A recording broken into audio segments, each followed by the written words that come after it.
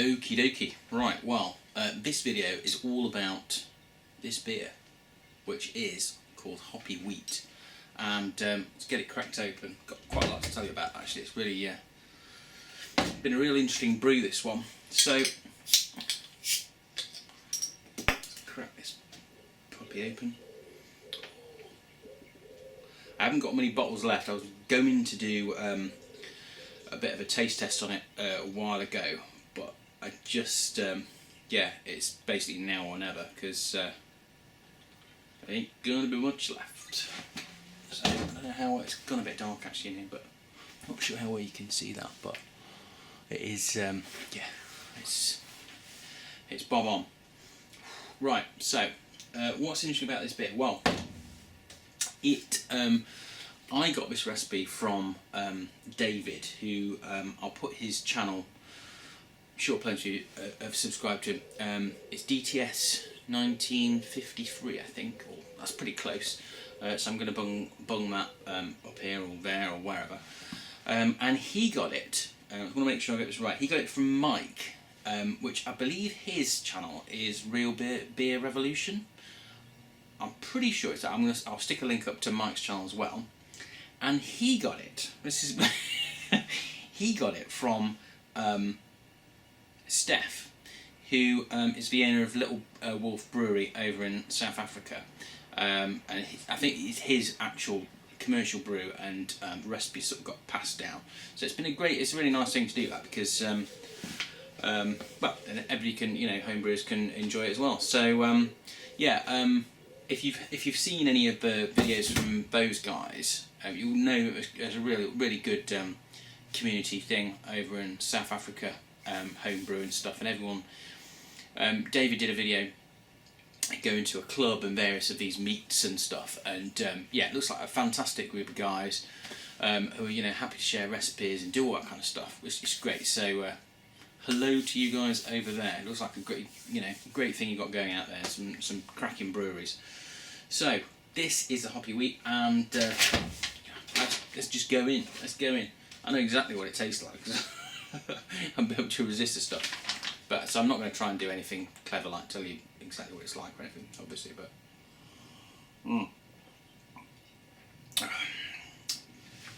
it's just really refreshing. Nicely carbed, lovely and hoppy. It's got a load of mosaic, dry hop with mosaic. And it's interesting because I bottle conditioned all of this batch actually. So I had to, I didn't, but I should have waited. It's like, especially if it's a new recipe, you always kind of like think, well, try one. But actually it was quite interesting in a way doing it this time, because you sort of got to know how it sort of developed. Yeah, initially it was quite bitter, obviously, because it was fresh and a bit but there was a sweet spot where it's just sort of went so nicely balanced, and hops were coming through, and it was just refreshing and all that kind of stuff. And it's about, I think it's about now. I mean,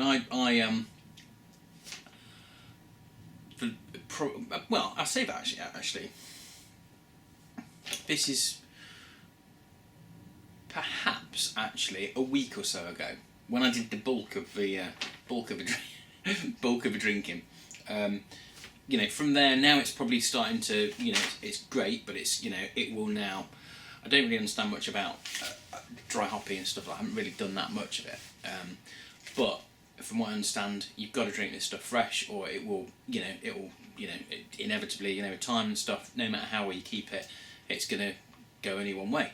And this is bob on. But I reckon probably a week or so ago, which I wonder how, freshness wise, I wonder how many. I need to work that out. What the optimum, because there's definitely an optimum time for it. But it's absolutely bob on. You get the mosaic. It's lovely and refreshing.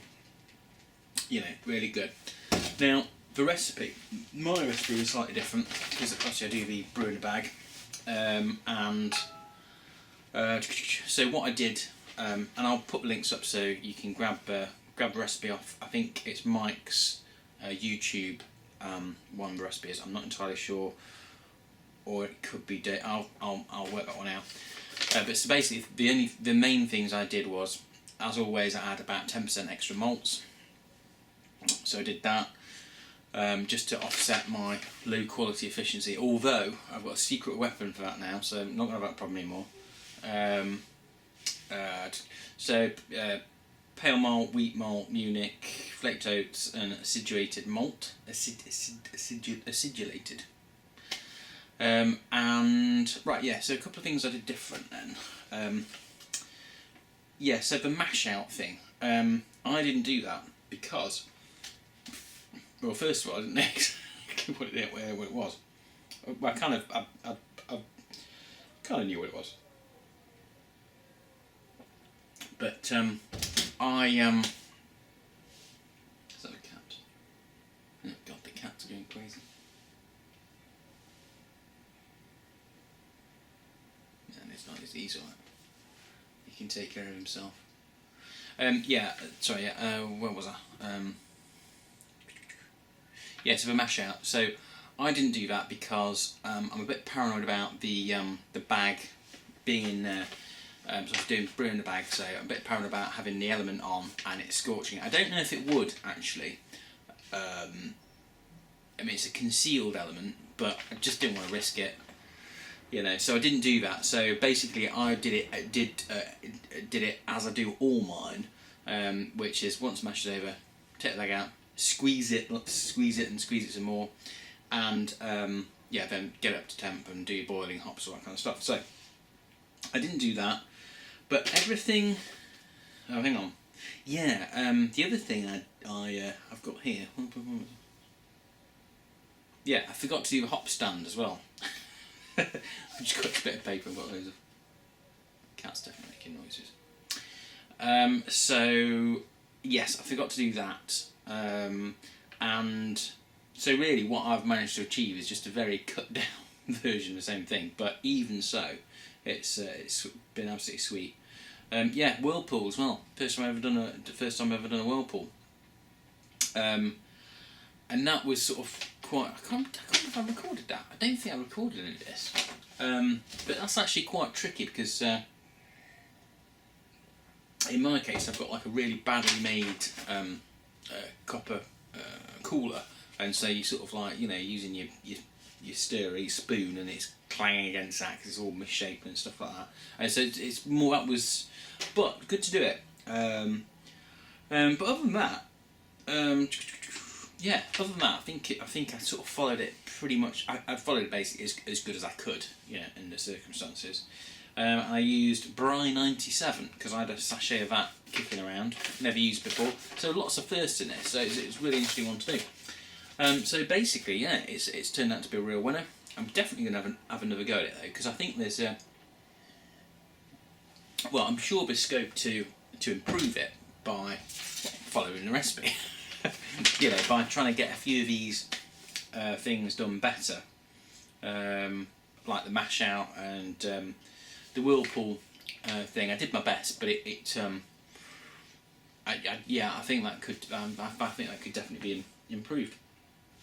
But anyway, it's been a real good one. It's been a real nice one to do. So, got to say cheers to David for the recipe, and you know, cheers to you, the South African guys, Mike and Steph. Thanks ever so much for putting this our way, because it is a definite winner. And who knows? Maybe we can just do a bit of try and do a bit of a tweak and send that over to you guys. See if we can do something a little bit different. But I'd like to sort of perfect it, because I haven't I don't do any water additions or anything like that. So there's a whole load of scope really for you know, getting it absolutely bang on. But been absolutely fantastic. So yeah. Alright, I think I've babbled on for long enough. Yeah, I have. So cheers everyone, see you soon.